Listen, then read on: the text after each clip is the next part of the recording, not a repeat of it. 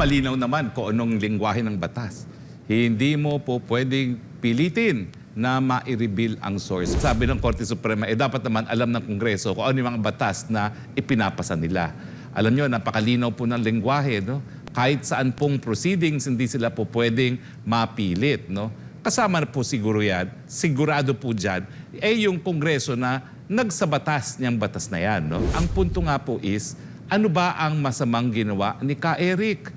Siya po'y nagtanong lamang. So sa akin po, kung ang kasalanan ay pagtatanong, ano po ang batas na nagsasabi na yan po ay kasalanan? Alam niyo po, ang mensahe dito na ipinadadala sa lahat ng mga mamamahayag, pag hindi kayo nagtino, pag hindi kayo pumuri sa mga naghaharing uri, makukulong kayo. Kaya lahat po ng sambayanan, hindi lang po kami dito sa SMNI, nakikiisa kay Ka Eric at kay Dr. Lorraine Badoy. Kayo po'y kikilalanin bilang mga bayani para sa kalayaan ng malayang pamamahayag.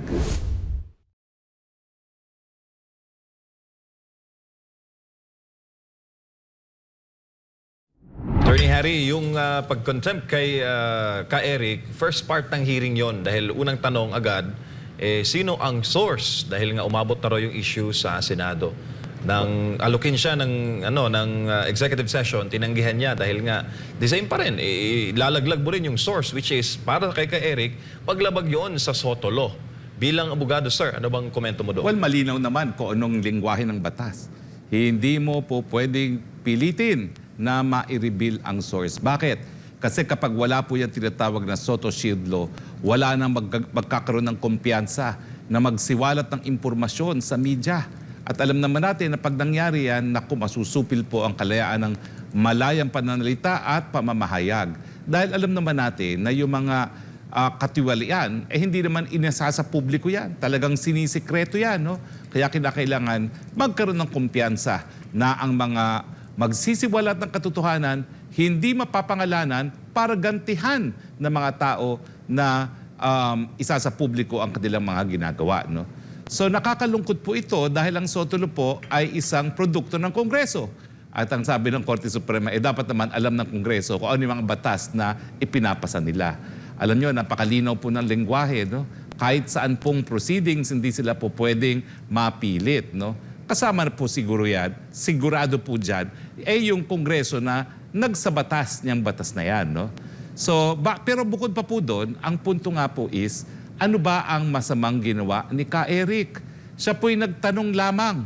At ang problema po dito ngayon sa di umano, pagdinig sa Kongreso, bakit hindi nila binobroadcast yung tanong ni Ka Eric?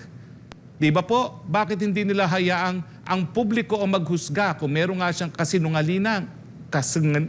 kasinungalingan na sinabi o fake news na ipinapakalat? Sa akin po, ang tanong talaga niya, totoo kaya ito, kinakailangan ma-verify po, kinakailangan bigyan ng kumpirmasyon. Dapat tanungin natin si Speaker dahil kung totoo ito, talaga naman pong may karapatan ng taong bayang malaman kung ang katotohanan na 1.8 billion di umano ang nagasta na sa travel ng ating Speaker, no? So sa akin po, kung ang kasalanan ay pagtatanong, ano po ang batas na nagsasabi na yan po ay kasalanan? At kung meron talaga siyang sinasabi na fake news ay pinakalat, na nakasakit ng damdamin, meron naman po tayong mga batas na po pwedeng gamitin laban sa mga, para po dun sa mga taong feeling nila ay na sila po ay agrabyado sa mga pananalita ng isang media practitioner. Pero alam niyo po, ang mensahe dito na ipinadadala sa lahat ng mga mamamahayag, pag hindi kayo nagtino, pag hindi kayo pumuri sa mga naghaharing uri, makukulong kayo. Na isang bagay na talaga naman pong ipinagbabawal ng ating saligang batas dahil nga po sa importansya ng kalayaan ng malayang pananalita. Kung wala pong malayang pananalita, wala tayong malayang merkado ng ideya. Kung walang malayang merkado ng ideya, wala po tayong mga individual na paninindigan na pag pinagsama-sama ay ang pinakamalakas sa sandata laban sa mapang-abusong gobyerno. Kinakailangan po hayaan natin lahat ng mga ideya na manatili sa malayang merkado ng ideya. Bakit?